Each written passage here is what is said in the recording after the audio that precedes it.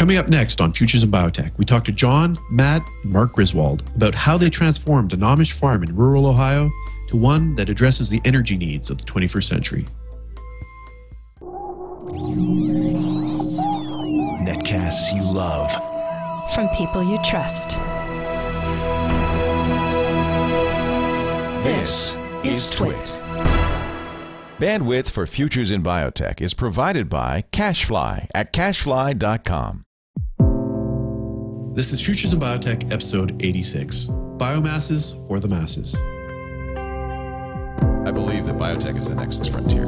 Probably the greatest intellectual revolution that's ever taken place in man's history. DNA is the code for life. We're actually beginning to understand how life works, which I think is something that's mind-blowing in and of itself. There was going to be a genetic component to aging. How long was the extension? About 30-40% for humans. That would equate to something like 20 to 30 years. How close are we to actually having a therapy of some kind? Ballpark, 10 years. Potentially one of the things that'll end up rocking the world the same way that people said, oh, the sun's the center of the universe, oh, this and that and everything. And now here's somebody who can come out and say, hey, look, here's how we compare it to our closest evolutionary relative. Welcome to Futures in Biotech, are you ready? I didn't go 3, 2, 1. Okay, 3, 2, 1. Welcome to Futures in Biotech. I'm Marc Pelletier. The mission of Futures in Biotech has been to bring a first-hand account of great science and engineering that's going on today, in hopes to get a glimpse of what our future holds. Our guests provide a great example of technical innovation and transformation, and they may just transform an industry. I'd like to welcome John Griswold, President and CEO of Pelletier Energy. Welcome to the show. Good afternoon. And I'm doing some switching here, so it's going to be a little slow. Welcome, John. Also, we have his son, Matthew Griswold, who's Chief Financial Officer of Pelletier Energy. Welcome, Matt. Thank you very much. And we also have Marc Griswold, who's been on the show. Is this your 4th time or 5th? Somewhere in there. I think it's the 4th. Right. So we've covered MRI. We've covered, you've helped with some engineering, physics shows. And, you know, clearly the apple didn't fall far from the tree. And I can see where you get your innovative mind and your science mind. So with, you know, the first questions I'd like to start to ask your father. And so John, let's start talking about energy. So the business that you've been running for about 12 years called Griswold Energy Partners.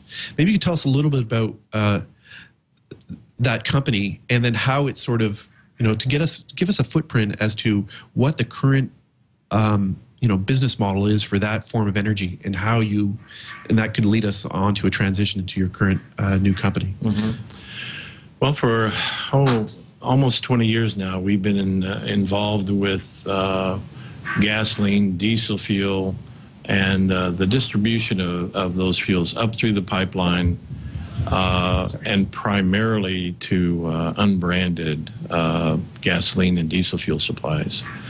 So we are kind of a buying arm for these companies, and a few years ago, we recognized the need for ethanol in the Mid-South, and ethanol was pretty well log-jammed within the Midwest. Ohio, Iowa, Illinois had plenty of supplies, plenty of infrastructure, and a few years back, we recognized the need for movement of ethanol out of the Midwest, and so we built a bunch of terminals across the Mid-South and the South to help the distribution effort of the ethanol producers. From that, we started to look at the cap that was being placed on corn, that only so much corn could go into ethanol. And we recognized that this country's got to get after a better energy source than corn for ethanol. And if you look at Brazil and how they've handled their crude and their ethanol requirements, it was clear that ethanol can be used as a primary fuel. And so we began exploring how this country is going to move from a corn-based ethanol to a cellulosic ethanol. And that led us into this grass, a biograss called miscanthus, that is being planted almost all over Europe and being burned. So you saw sort of you were in an industry that was moving fuel, chemical energy, from the south, from Texas up to the Midwest. Correct. And then you branched that out into ethanol as well, in pipelines as well? No, they all have to move by rail. Ethanol cannot move within the pipelines. So we would build terminals that would take rail cars from the Midwest to the South and offload them and put them in the terminals in the South. Wow. So I do have a few quick questions about the oil, the process of shipping oil as well, because this gives us a sense of the infrastructure that already exists for energy. We were talking, and you were saying that you can pipe millions of gallons per minute. Per minute. So yeah, it's basically a river, a huge river. Yes. Of oil from Texas all the way to Chicago, for example. All the way to Chicago, all the way to New York City. It mostly stays in the Midwest. Houston fuel stays in the Midwest to the east, to the East Coast. It doesn't go west. Does not go west very well. And I guess the pipelines would have to go up and then down. That would be costly in terms of pumping them up and down. Or is there other? They've got ships. Well, California has, and Utah has quite a few refineries out that way, and there's small pipelines that run within states, a few states, and that's it. Whereas you got the Colonial Pipeline that runs through many, many states on its way to New York. So it's gas and diesel or oil and diesel that you worked with? For us, it was always refined fuels, gasoline, diesel fuel, and the various grades of those. So if somebody was in Chicago, they had a business, they had a station, they wanted to order, I guess what's the size of the order for a week? Do they order by the week or by the day?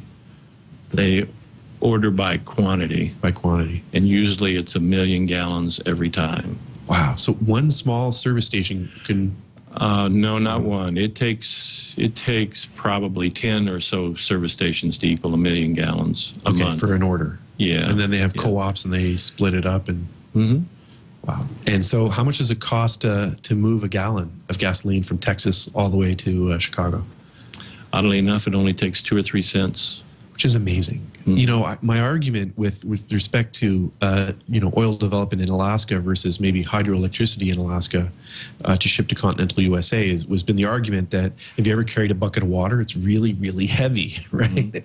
And what a pain. So the thought that the infrastructure is there that can do that for so cheap, cents, pennies to the gallon. Just a few, yeah. That's stunning. Depends on the location. I mean, about the highest one I can think of is maybe 5-6 cents, no more than that, anywhere in the country. Right. So carrying electricity might just be more expensive with respect to infrastructure than carrying oil. Maybe, yeah. Maybe. we'd have to find out about the electricity. But so, wow, that's amazing. So America has an infrastructure for oil. Oh, a very good one, yeah. I guess we just need to find more sources here for independence or alternatives to oil that have a light infrastructure. So you were working on moving oil and gasoline and diesel, refined fuels across the United States and helping companies move it around and buy it and sell it. And then you found the opportunity to move ethanol, and then there was those limitations to how much could be produced by corn. Oh, there are. It's mandated. It's a government mandate. And why is there a mandate to limit the amount of ethanol produced by corn? The food for fuel, for one. Matt, you got any more thoughts there? Yeah, the reason why it's limited is not it's not quite in quantity. It's limited by the amount of incentives that the government provides for additional corn ethanol that's being made. So we're essentially there right now. Maybe next year we'll be right at that level that it wouldn't make sense to produce ethanol anymore from corn. So that's why we realize we're up against a wall. There's not going to be any more corn that is going to be put into the corn ethanol that's going to be put into the system. So what's next? And that's what led us to look at miscanthus and how we can utilize this grass to help us with that need to go from 15 billion gallons annually to 36 billion gallons annually.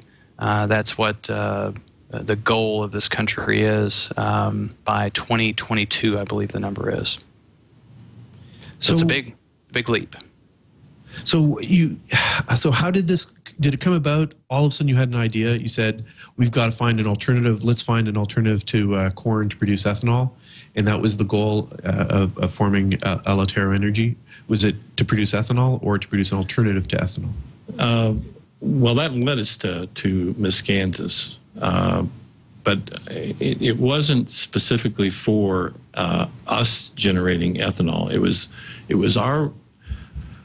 We determined there was no movement in this country towards finding this cellulosic base, and most of the other cellulosic things that we'd picked up really economically don't meet the grade. So we've begun to grow miscanthus to show that it can be done in this country, just like it's being done in Europe.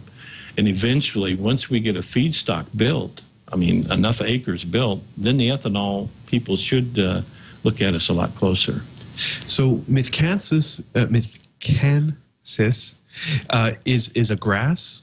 A grass, just... And it has more cellulose in it, or an easily refined cellulose versus other grasses or corn stalk? Oh, it's not easier. No, it's cellulosic ethanol is hard to process. Okay. So you don't use a bioreactor. That would be chemically produced. Oh, you'd have to use a bioreactor to turn it to ethanol. Yeah, you would use that, but the problem with the miscanthus is that its sugars are bound much more tightly than the way they are in corn. You can ferment corn rather easily using technology that's hundreds of years old. You can't do that with miscanthus or other types of more woody type biomass. So it takes something to break those bonds first to then be able to access the sugars to ferment it into ethanol. So it's a much more difficult process. The gut of a cow, right? You got it. Yeah. You need stones. You need a gizzard. You need to really grind it up. So, and then throw in a bunch of expensive enzymes. But there's, so I don't know. Would this be a good time to show the video that you have on YouTube to sort of give people a picture of what we're talking about here? Because, sure. Yeah, let's go for it.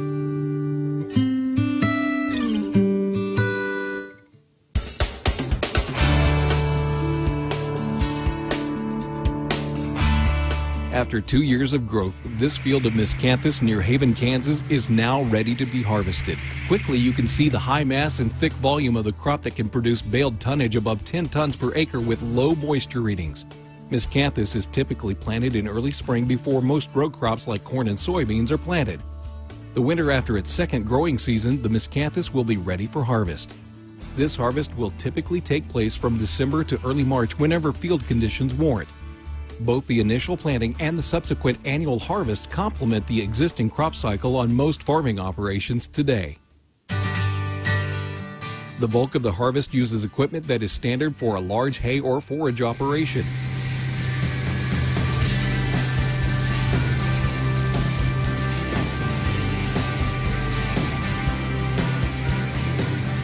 AGCO has developed a special cutting head for their swather that develops lush windrows which are immediately ready for baling. Although the crop is tall and thick, the available technology from AGCO can cut the miscanthus fast and efficiently.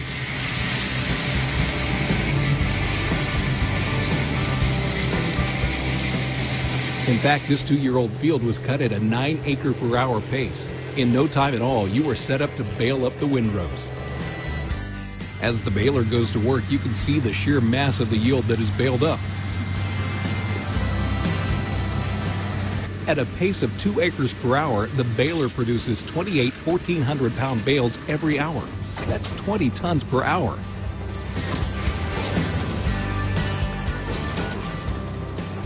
As harvesting continues, driving over the cane stubble will not cause any additional wear and tear on your equipment's tires.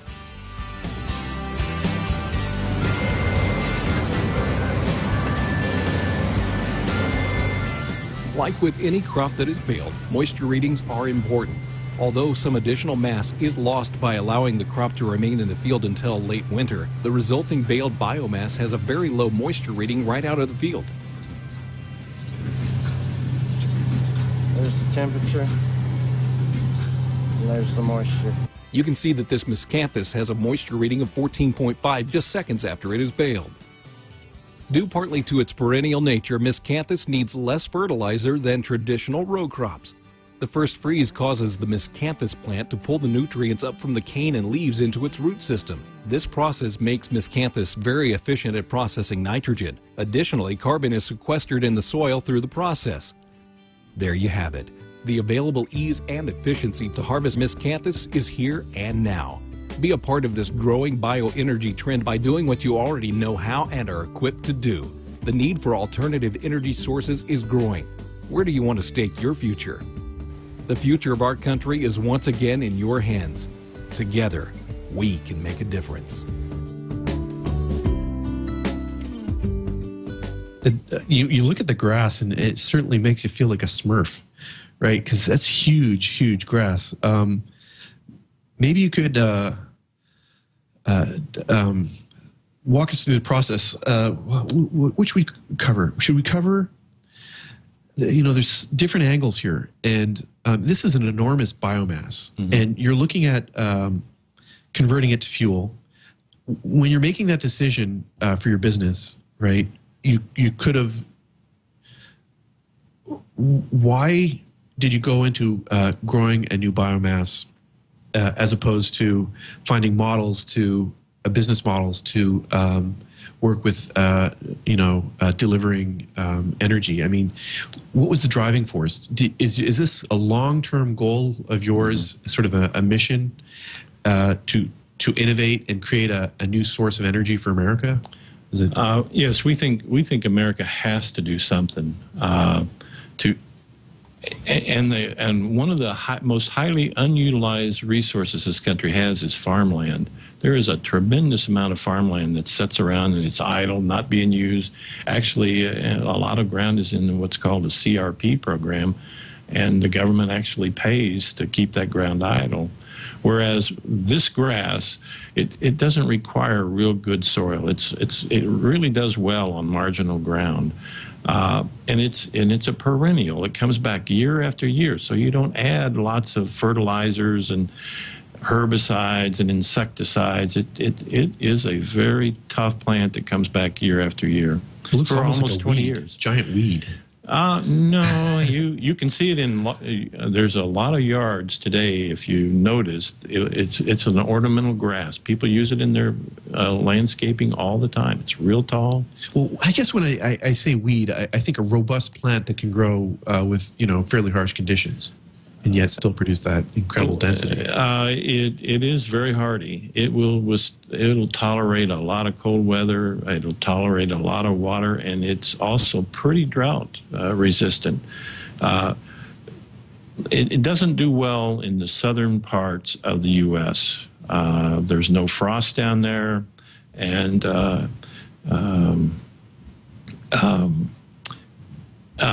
rainfall. It does need some rainfall to keep it going. In the Midwest is perfect. Ohio is very perfect. That's why we're up here. Wow. So how many million acres would you need to produce enough energy? What are the numbers basically if you were to put acreage into some kind of megawatt equivalent of from a coal burning plant? Oh boy. Those are yeah. He's the CFA. I'll try to help here. Is that how you calculate? Well, kind of, yeah. and I guess I should also point out here, while we're kind of talking about coal and doing some sort of conversion that would be equivalent. We started out with miscanthus looking at ethanol. That's how we got to where we are today with this crop. But honestly, we're looking at a number of different avenues for this product, and it's really, when you think about it, we're growing a fiber, and fibers have a lot of uses throughout the economy. Fuel is one of them. It's probably the largest market for products such as this, but there's lots of other things, consumer products, potential chemicals, several different avenues that we're investigating right now. But your largest volume is going to be fuel of some sort. So just to give you an idea of, and we can do some quick comparisons, a BTU of miscanthus is about 15, for a ton of miscanthus, is about 15 million BTUs. A ton of coal is about 25 million BTUs. A acre of farmland will generally produce 12 to 15 tons of miscanthus, and that's a dry weight. So let me just do that calculation real quick here. Just saying tons, 12 tons an acre at 15 million BTUs. That's 180 million BTUs per acre that can be grown. Now, I could do some quick calculations to put it back into a megawatt. I think the numbers roughly work out to be about 100 tons of biomass equals a megawatt, depending upon the efficiency of the turbine that you're using. So just to give you some scale there to kind of figure it out, it would be literally in the millions of acres to start generating megawatts that make a significant impact, and we can get there. There's enough of those acres laying around throughout the country to make that happen. So Mark, let me just break in here if I could. So yeah, just sure. I try to always bring this back to real life things. That's 7 tons of coal that you're taking out of the normal energy stream per acre of miscanthus. And this stuff is going to grow back every year, while that coal that they're digging out of the mountains in West Virginia is a one-time only thing. And so you've got two components here that are, working in our favor. First, the stuff grows back every year, so it's a renewable thing. And second, it's carbon neutral. So whatever carbon is getting put into those fibers came from the air. That coal that we're burning from the mountains in West Virginia is, only going to increase our whole climate change problem. And so even if this isn't the most efficient thing in the world, it's still, pushing things in the right direction. Are you sure it's carbon neutral? Well, what are the inputs? There's the inputs. There's the inputs to plant it, which costs. I agree. Right. It needs very, very little fertilizer. You could go with next to nothing for a very long period of time. And so, if I compare it to corn, for example, right. I'm just joshing with you. You look at a plant, you're growing it, right? Where do the roots go?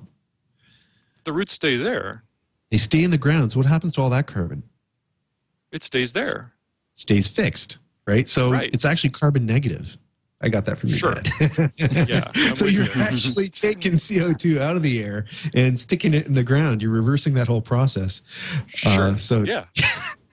You're at least putting it in the right direction. So even, I guess for me, it's even if it isn't the most efficient mechanism to do it, it still is infinitely better than burning coal or burning oil, no matter how you look at it. Right. So we have a CFA, right? So the numbers for extracting coal, I mean, we just talked about the numbers for moving gasoline and diesel at pennies per gallon from Houston or from Texas to Chicago. are the numbers there to drive an industry into saying, uh-oh, wait a minute, I'm losing money by not doing this? Yeah, they're getting there. You need to have economies of scale to make any project work that's involved in energy. So we're getting there. The 20,000 acres that we're going to be planting next spring is going to be a huge leap in energy crops in this country. And I would say that at that point, we will have the most energy crops of anyone in the country. That right there helps us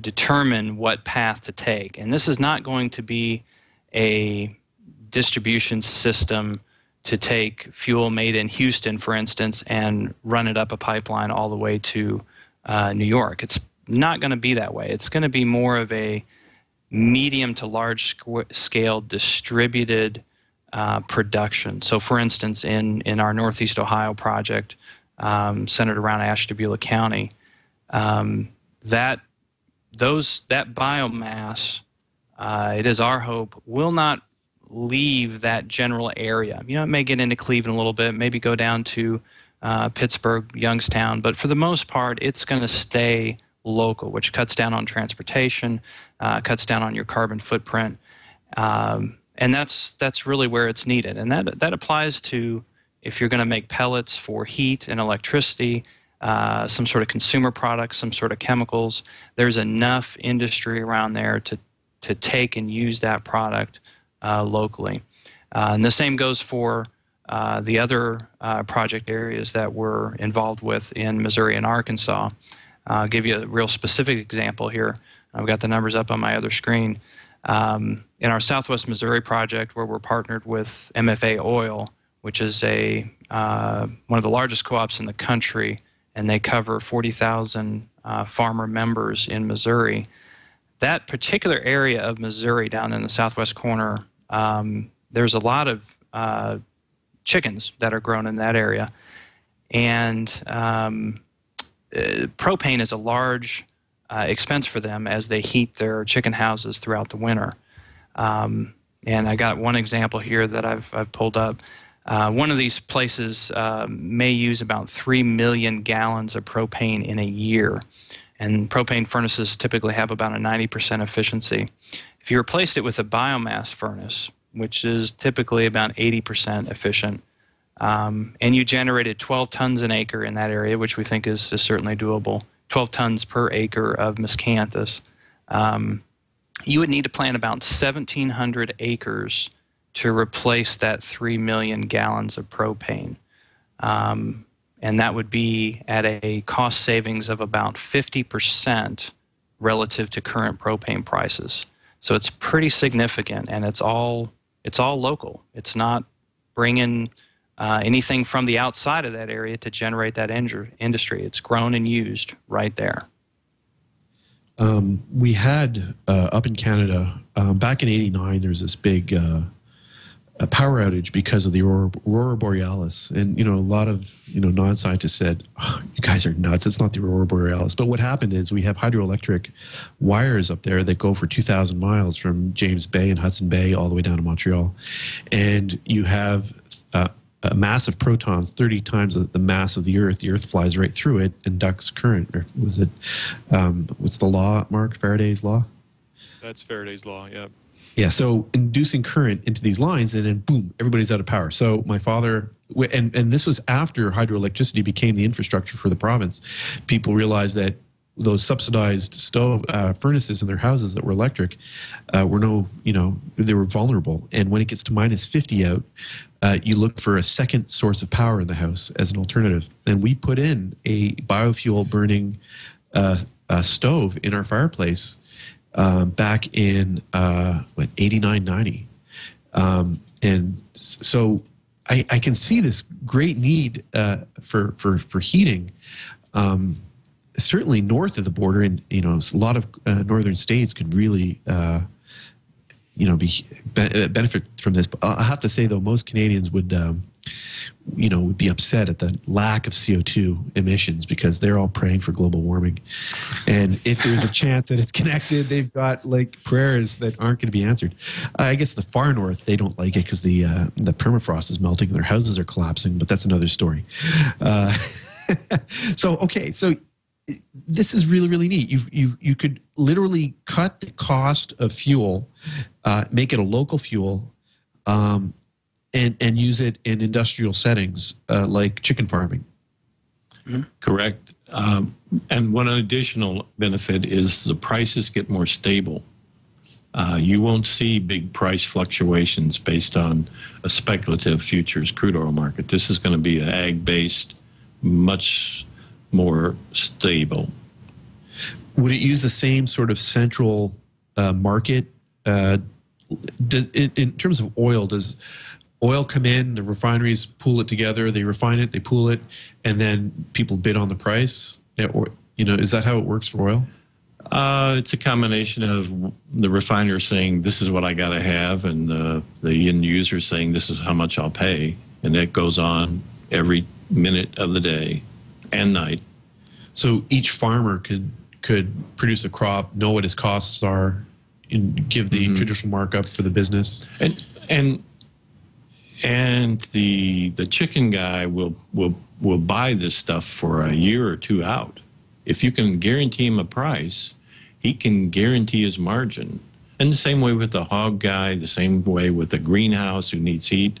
It stabilizes everything price-wise. Could you burn this on a large scale, like as in coal, or is this only work on medium and small size furnaces? Could you basically revamp the coal plants that are just down the street on the Lake Erie? There's been a big move that's kind of been it's kind of went to sleep, but there was a lot of desire to mix maybe a 10% or 20% blend of coal with this type of product and reduce their emissions sharply. But that's kind of went to the sidelines, right, Matt, in the last few days, weeks? Yeah, and I think coal replacement is hard right now. There are some regulations out there that are forcing some of the coal companies in Ohio, for instance, is an example. They've got to produce 20% of their energy from renewable sources by 2025, I believe. That's when that has to kick in. And some of the facilities are already moving in that direction. But honestly, they're having trouble finding viable sources. The only substantial amount of biomass that exists in this country today is from wood. That is not nearly as renewable as miscanthus or another type of dedicated energy crop is. Even if you sustainably harvest a forest, it takes 10 to 15 years for that forest to get back to its original state. So it's really a problem of supply, and that's why these project areas that we're going to be planting for next spring are critical, because once that supply is there, some of these companies will feel a lot more comfortable about meeting these goals. So that's what we hope happens. If everybody goes on to Google right now, or when they get a chance, go look in north of Quebec City, about 200 miles, and zoom in at high res. There is millions and millions and millions of acres of clear cuts. Right, and the funny thing is they don't clear cut along the road. They leave maybe 30 to 50 feet of trees along the road. So you think you're driving in a forest, and every so often you get a crack in the trees, and then you look, and then it's Mars, right? And that's mostly for pulp and paper. And so you were mentioning other products as well. I'm like kind of all over the place here because this is not my field, but I think it's an incredible story that we need to build on this biomass production thing. But so pulp and paper, can you make paper out of the cellulose from these? Has it been done yet? Oh yeah, we are currently working on that, and we got people very close to putting it out there for us. You can make paper, you can make biodegradable products, trays, and things like that. Get rid of the styrofoam issue. We would prefer to push for more biodegradable type consumer products, and there's a list, an enormous list of them that this can be put into. It does make great paper. Writing paper. So you know, you can imagine. I guess the New York Times is becoming paperless. The publishing industry is going paperless, and I have to admit, I don't buy paper anymore, but I get all my news. But you know, I'm still going to go to McDonald's and buy 4 drinks for the family, and it's going to be held in a cardboard cup. We have tons and tons of cardboard boxes outside. It's an integral part to our to industry and moving forward. We need paper products. So that's really cool that this crazy grass can. Actually, we view miscanthus as much like corn and beans have been. You know, you started out with corn and you just used it for feed. Now what you see is corn's being broke down into all its parts, starch and sugars and all kinds of things, and beans are made from protein, and you see it in bean oil and all kinds of different things. Miscanthus has exactly the same characteristics. When you break down a bale of miscanthus, there are all kinds of parts in there. What about the idea that, well, ethanol, you're growing, there's that limitation of food for crops. Don't you still have that same situation where if you're growing miscanthus, you're not growing food? I mean, does it compete for food? No. This is usually put on ground that isn't currently in production of corn and beans. This is ground, and you see it all over Ohio, particularly here in Ohio, where there is lots of idle acres just sitting there.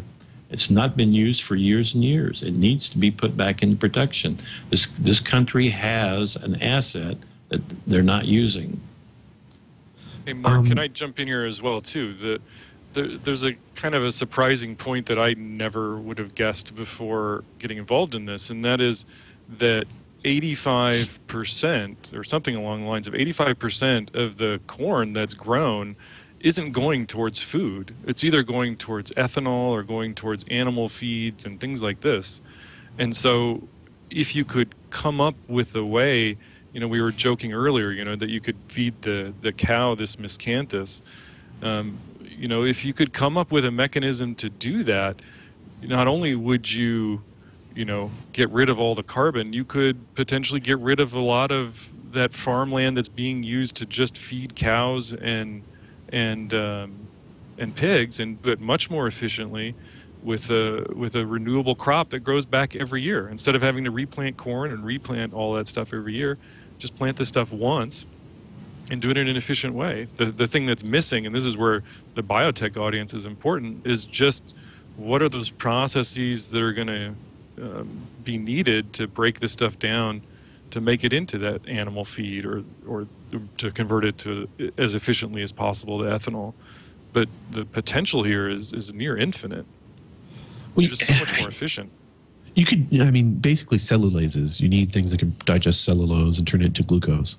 And the brand, you can think of cellulose as a polymer, much like glycogen in your muscle tissue. It's a polymer of sugars. And you can break this down to sugars of various lengths. So you can have a disaccharide, trisaccharides, you know. Right.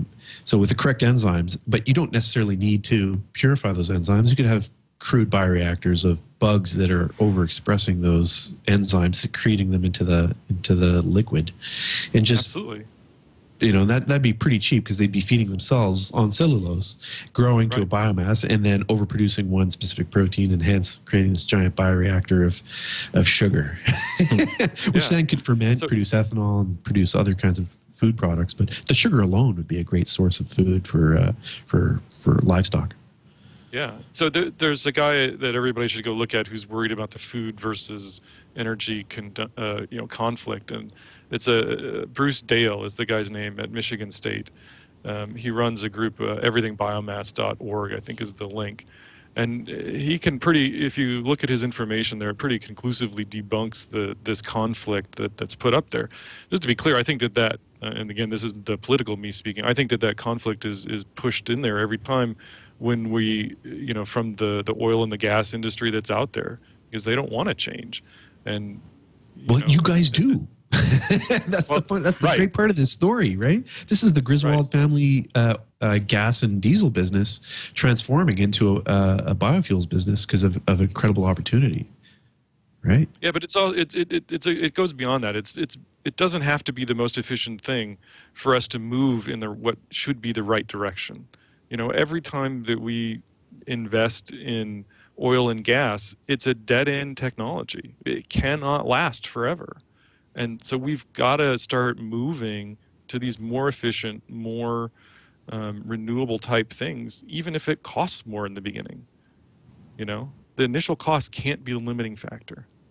And there's and again, the biotech stuff downstream, this is going to have huge impact. I know, we both do medicine. It's going to have impact too. But energy is something that every one of us need. And if we don't fix this, we're going to run into big problems. Seriously, you could probably get some undergraduates design a bug to process this. I mean, it's not that big a deal anymore to engineer either yeast or even E. coli or algae to process miscanthus cellulose into anything. There could be some mechanics involved, some engineering to break it down into chewable parts into a slurry that then can be turned into food for critters. I bet half the audience of Futures in Biotech could turn this stuff into whatever, ethanol or sugar, whatever you want. We can do it, and maybe that's something we could talk about off at the air, and a fun proposal. But so there's a couple of things that I'm wondering about. How does miscanthus as a biomass compare to other sorts of renewable biofuels? And for example, how does it compare to solar? Okay, let's start with solar. How does it compare? How does producing a biomass compare to solar panel in terms of energy use and energy production and energy delivery? How does solar and bio compare? Matt, are you taking that? Yeah, that is a pretty tough question there, Mark. What's the efficiency on a solar panel these days? 17%, 18%? Is it significantly more than that? For a commercial one, that's it. There's new ones coming up which are 50, but I'm just wondering, in terms of energy use and energy consumption profiles, right, of industry, can solar power produce energy into the grid in a way that's more stable than biomass production? Right, for biomass, you're taking the sun's energy, fixing carbon from the atmosphere, using a few nutrients from the soil, and producing a compound, a chemical that can be stored for years. It can be stored for 20 years, 50 years. You could create huge, giant reserves, whereas solar power, you could store it for a day, maybe, if you have giant batteries, but it has to feed a grid and be consumed immediately, right? Does that affect the market for biomass versus alternative sources like solar and wind? Yeah, I think they all play a part, but it's a different game. I don't see us competing with solar and wind. There's a lot of solar panels in Ohio actually, but it's probably not the most efficient place to put. It's cloudy right now. Yeah, it will be. So it's kind of hard to. There's a place for solar panels. There's a place for biomass. There's a place for wind. They all play a part. Wind only blows part of the time. It's sunny only half or less of the time. Biomass, maybe you could think of that as your solar battery. You're taking energy from the sun, making biomass, and that biomass doesn't go bad the minute it's produced. It can be stored. It can be densified. Not hugely efficient from that standpoint, but it complements the other sources. And the carbon aspect of that, I think, is important too. We've talked about that a little bit, but that shouldn't be. A lot of our conversations with people out in the industry, we really just don't even talk about it because there's no economic value right now for carbon credits, but it's just such a huge part of the picture longer term when you view what we're doing. So I don't know. I don't have any specific numbers on how biomass compares with solar. I can tell you that miscanthus, relative to other energy crops such as switchgrass, which is one that people talk about quite a bit, it's quite a bit more efficient. You're talking 4 to 6 tons an acre for switchgrass, and 12 to 15 tons per acre for miscanthus. That's a big difference.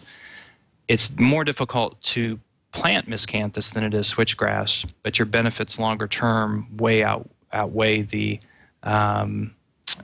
those initial costs. So, and we're one of our efforts here is to bring those initial costs down to the point where it's as if you're planting corn, or maybe just a little bit more expensive. So we're getting there. So we're pretty well convinced that miscanthus is the best biomass crop out there, and I would think we'll need all of these sources to really make a go of this energy independence in this country. How does miscanthus compare to, when I look at some of the concepts, I'm in the biotech industry, and I see biofuels companies coming up with some serious biotech, and the way I see science done, right? Sometimes you could take a neuron and put it into a physiological buffer and then get it to synapse, right? And you're getting these electrical pulses going, and then you do an elegant experiment where it lasts 24 hours. Then you realize that the data's crappy, right, overall. Whereas if you did the experiment in 30 seconds, the data produced from this neuron might be clean and accurate. And I see the biofuels industry producing, for example, George Church, who we've had on as a guest, who's one of the world's leading geneticists, is leading a team that's developing. I think it's an E. coli carrying a series of algae genes to fix atmospheric CO2 and photosynthesize. So he's taking a bacteria, easy to grow, and they're talking about having the E. coli basically secrete, basically gasoline, polymers of oil that are 8 to 10 chain. I'm not that familiar with the structure of gasoline, but it's a refined lipid lipids of 8 to 10. Octane is 8. How is it? What's higher than octane? Do you have longer chains, Marc? You're the chemist here. Yeah. Suddenly I'm a chemist. You're the one who studied college chemistry. So I took it in French, so my nomenclature is horrible. But basically, the point is, you could have critters, bugs, fixing atmosphere and producing oil in gasoline directly, and creating these large bioreactor vats that are photosynthesizing. My point is, I'm talking about complicated experiments to achieve a goal, where something as simple as, technically simple as planting grass in land that is not that fertile anymore. Okay, so this brings me to the point. You guys bought an Amish farm in rural Ohio. You had no power going to the house. No power. No. Nothing. No phone. No phone. No. Zero. Zero. Did you have plumbing? Oh no. Oh no. So how many acres was it? Right at 100. Okay. Short of 100. Short of 100. So you have about 100 acres. There's a house with no power. Mm-hmm. It's kind of like that movie with Harrison Ford, where he discovers this new way of thinking, a new way of life that's rustic and very, 18th century. Mm-hmm. And you turn this into a modern, a farm that's producing a modern, or solving a modern limitation to society, right? Socioeconomic problem is this lack of energy, or this constant demand for energy. Mm-hmm. So tell us a little bit about buying that farm in Ashtabula. Why did you pick that farm? Well, it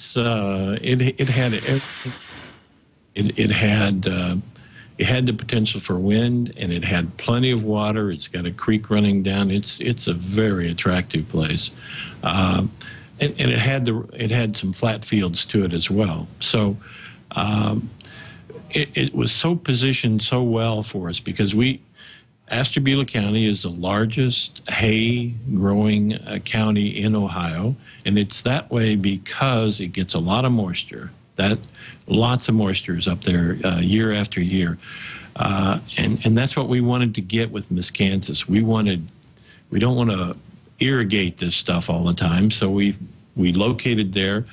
Up there, you've got a real good rail, truck, port. All of it way underutilized. So we all the elements were there that we wanted, and particularly the rainfall. And that's a very wet area. Well, it gets a lake effect, right? Yes. So all there's like 400 miles of Lake Erie in length, right? Mm-hmm. All of the south shore of that gets lake effect, and Lake Ontario, and then Michigan. Well, Michigan's, I guess, not so great a wheat producer. It's more of a forest setting. But what about the winter? You harvest this, it said in the video, you harvest it in January, February, March? Throughout in the lower part of the Midwest, yes, that's what we'll do it. Okay. Whenever the ground freezes, we can cut this stuff off. Okay. Share with you, its growing season is as soon as the ground reaches 50 degrees, it's growing. And that's right about the time when farmers are planting corn. But it doesn't shut down until the first frost. So it's October 15th, October 20th. It's a long season, and that's why it can get so tall with so much tonnage. Go ahead. I'm sorry. I was just saying we should show some photos and go over this as well. Oh. I think, yeah, okay, let's start with these. This will take us a step back. All right. So here is an older photo of some kids, Yeah. and that's you standing right in the middle? I'm the shortest one there. I was 4 years old, and they were taking me to school way back then. And so where did you grow up? That's in central Missouri. Central Missouri. Mm-hmm. Could you switch to the next one, please, Liz? All right. So you have a history. I guess you went into the energy into gas and diesel, field. But here there's some serious plants. Well, that's some pretty good corn there. I always loved farming. I thought I would have loved to have been able to stay on the farm, but it just doesn't pay. So ultimately, I got a decent education and traded corn and beans for a long time. Always in agriculture, and then from corn and beans, I started trading gasoline, diesel fuel. Can you please switch to the next, Liz? So you do, yeah, these are some great photos. That's who doing. Is that seed? I'm pouring soybeans in a planter. Now that's back in the 50s, somewhere in there. It's a little 4-row corn planter there behind a Minneapolis Moline, and that's the way you did it back then. Right. So you really have that the experience of farming. You know how to grow. And is grass one of the harder ones to grow? Is it? No. Once this gets started, it's quite easy. It is a little trouble to get it started because of weeds. You got to make sure you keep the weeds down. But are there? Well, I guess has Monsanto come in and said, well, we'll produce one that's resistant to herbicide. Then you just spray the field with herbicide. Actually, Monsanto's somewhat behind the curve on this one. They are trying to develop a seed for miscanthus because it would make it a lot easier to plant. But seeds are invasive. And what we plant is non-invasive. Can we switch to the next series? Oh, Liz? Wow. Wheat harvest. I always enjoyed cutting wheat down. It's really nice. But that's short wheat. That's like 3 feet tall. Let's go to the next one. That's okay. So here is this taken? So you really are. This is beware of Amish crossing with their buggies. Oh yeah. Yeah, it's pretty cool. This is in Ashtabula. I can see the snow. Can we go to the next series? Because the next series will actually have some examples of some of the equipment. And I'll have to find that. Those ones might have been the ones I wasn't able to download. Oh, okay. Fit Blaster. So I'll quickly take a look for those and see if maybe they can upload this time. Actually, if you could go to alloterraenergy.com. There's some really good shots on that website. We'll pull those up if we can. So yeah, this is an incredible story in that, on the one part, well, it's not. I guess the way I'm trying to say it is this is a real account, and one of the things I really wanted to do is tie in the concepts of where biofuels are going. There's the whole heavily genetically engineered way, but there's a simple way of just traditional farming using current technologies to produce a biomass that's just ready to go. And this is a first-hand account. This is a true first-hand account. So very, very appropriate for Futures in Biotech. And I really appreciate you guys coming in to share the story. Hey Mark, let me just let me throw something in there. The show Futures in Biotech. It is kind of funny because what we're really doing is using technology that's 50, 60 years old in terms of our planters and just the farming techniques. Because this is not a typical row crop. So here we are using old technology to really solve a current problem. And it's certainly not rocket science. Our base case is let's just make some biomass and get rid of some carbon and help replace some traditional petroleum fuels. Simple as that. And there's a lot more complicated things that we know we can do in the near future here. But this is a pretty basic operation.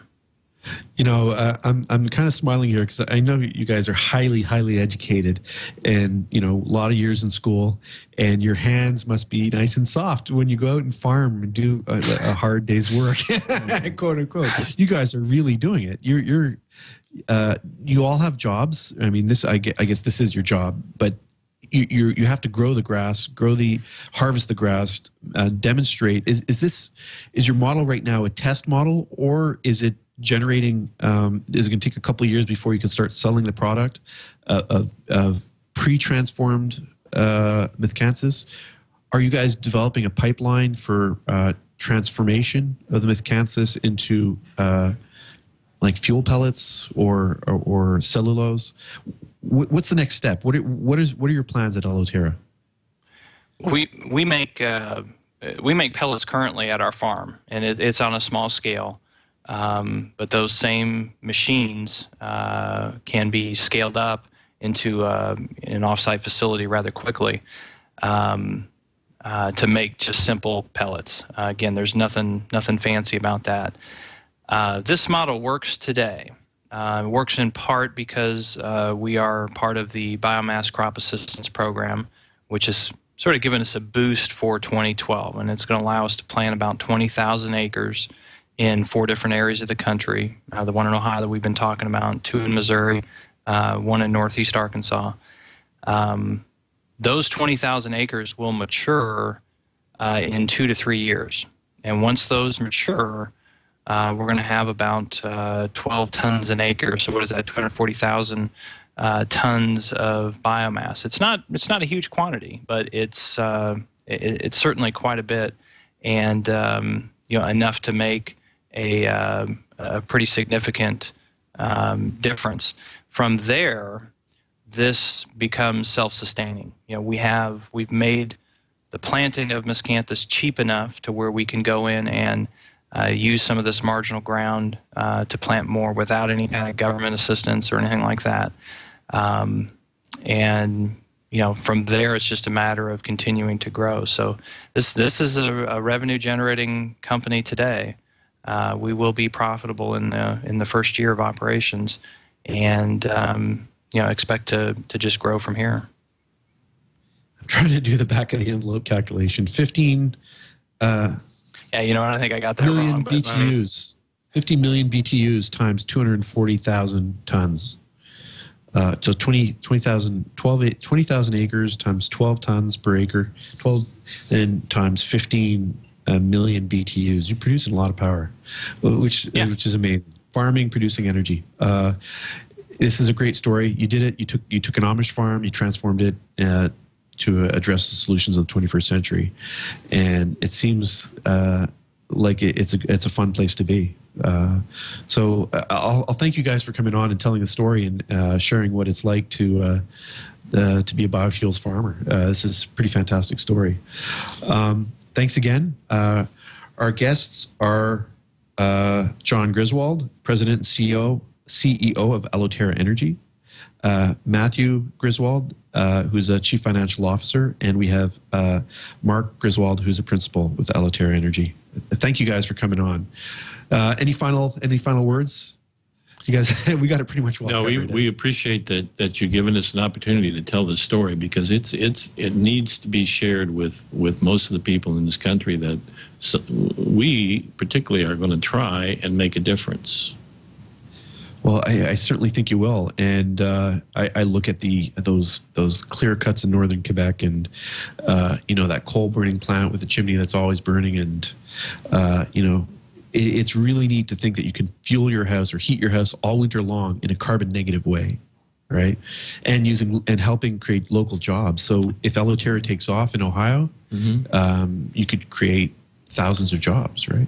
Oh, it's already been projected that we'll create somewhere around 1,200 jobs in Ashtabula County, but it's desperately needing.